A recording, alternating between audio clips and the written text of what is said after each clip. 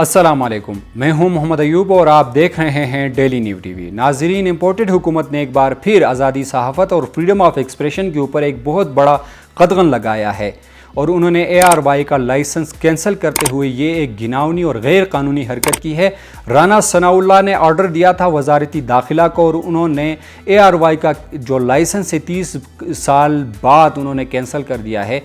Licence क्यों cancel किया जाता है? अगर कोई टीवी चैनल गैर मुल्की फंडिंग लेता है और गैर मुल्की प्रोपेगेंडा अपने मुल्क में चलाता है, या फिर उनका ओनर गैर मुल्की साबित हो, या फिर वो कोई ऐसी बात कर जाएं जिसकी वजह से पाकिस्तानी इदारों में एक बहुत बड़ी दरार क्रिएट कर सकें, या फिर पाकिस्तान को नुकसान पहुंचाने में वो कोई किरदार अदा करें, तो तब उनका लाइसेंस कैंसिल किया जाता है। लेकिन ARY का लाइसेंस सिर्फ इसलिए कैंसिल किया गया कि शहबाज गिल ने जो ऑडियो बीपर दिया था जिसके ऊपर ये इल्ज़ाम लगाया गया कि आपने पाक फ़ौज में बगावत पर उकसाने की बात की है, जिसकी वजह से उनको भी गिरफ़्तार किया गया। लेकिन ARY ने इस बयान की जो है शदीद अल्फाज में मज़म्मत भी की और उसकी तरदीद भी की और कहा कि ये हमारा कोई बयानिया नहीं है और ना ही ये ARY की पॉलिसी है, बल्कि ARY हमेशा पाक फ़ौज और इस्टेब्लिशमेंट के साथ और पाकिस्तानी इदारों के साथ खड़ा रहा है। और जो भी गैर मुल्की प्रोपेगेंडा हुआ है,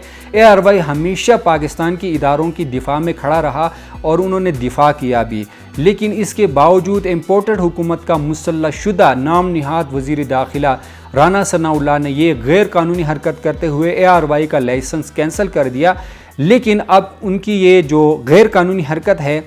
इसकी वजह से उनको मुँह की खानी पड़ेगी, क्योंकि अदालत इसको डिसमिस करेगा। जब भी अदालत में ये केस जाएगा पीर को, तो ये पहली पेशी में ही इम्कान ये ज़ाहिर किया जाता है कि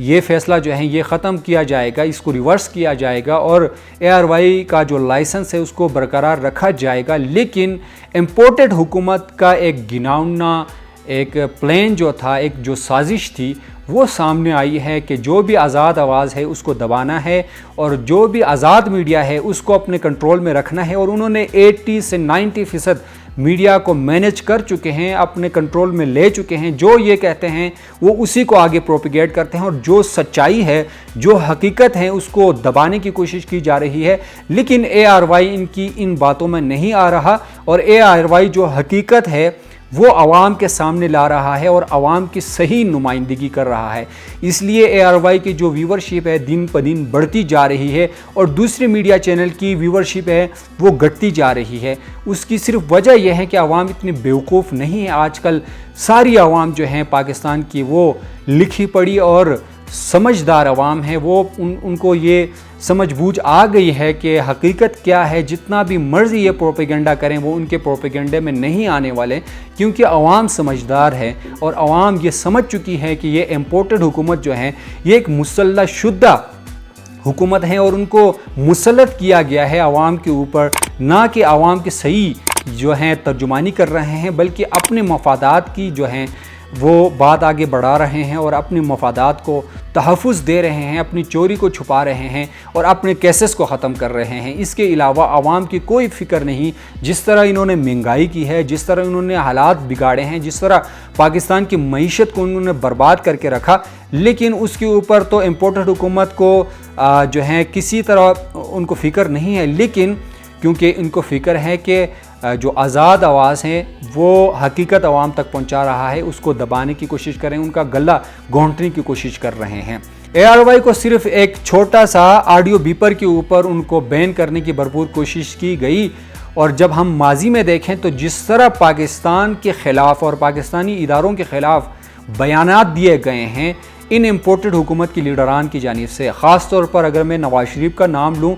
तो जो डॉन लीक सामने आई जिसमें नवाज़ शरीफ ने ये बात बताई एक गैर मुल्की सहाफ़ी को और उन्होंने ये ख़बर प्लानिंग के साथ छापी, तो उसमें उन्होंने ये कहा था मुंबई अटैक में पाक फ़ौज का हाथ है और पाकिस्तानी इस्टेब्लिशमेंट ने ये करवाया है और पाकिस्तान क्यों बेच रहा है यहाँ से दहशतगर्दों को भारत में जाके वहाँ पे दहशतगर्दी कर रहे हैं। और इसके अलावा जियो न्यूज़ ने जिस तरह प्रोपेगेंडा किया, अजमल कसाब को जब पकड़ा गया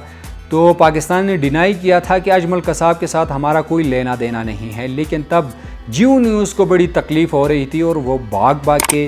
جا کے انہوں نے مبینہ طور پر ایک آدمی کو سامنے لے آیا کہ یہ اجمل قصاب کا والد ہے اور یہ اجمل قصاب کا گاؤں ہے، اور انہوں نے بھرپور یہ کوشش کی ہے اجمل قصاب پاکستانی ہیں اور اس کو پاکستان نے بھیجا ہے ہندوستان، اور جا کے وہاں پہ دہشت گردی میں ملوث ہیں۔ تو یہ جو ہیں ماضی کی ان کے کرتوت ہیں، اور وہی میڈیا چینل اب یہ امپورٹڈ حکومت کو سپورٹ کر رہا ہے۔ تو اس سے صاف ظاہر ہے کہ یہ ایک انٹرنیشنلی جو ہے ایک پلانٹڈ حکومت تھی جو کہ پاکستان کے عوام کے اوپر مسلط کی گئی۔ جو بھی میڈیا چینل پاسٹ میں پاکستانی اداروں کے خلاف کام کرتا رہا اس کے اوپر تک کسی نے بھی ایکشن نہیں لیا، اور یہی امپورٹڈ حکومت انہی کے سپورٹ میں تھے، اور آج یہی امپورٹڈ حکومت کو سپورٹ کر رہی ہیں وہ چینلز جو کہ پاکستان کے خلاف ہمیشہ بولتے رہے ہیں۔ اور اس وقت واحد ARY چینل تھا جو کہ ان چینلز کے خلاف کھڑا رہا اور ان کی باتیں، ان کی جو اصلیت ہے وہ عوام تک پہنچاتا رہا اور پاکستانی اداروں کا دفاع کرتا رہا۔ لیکن آج پاکستانی اداروں کی آڑ میں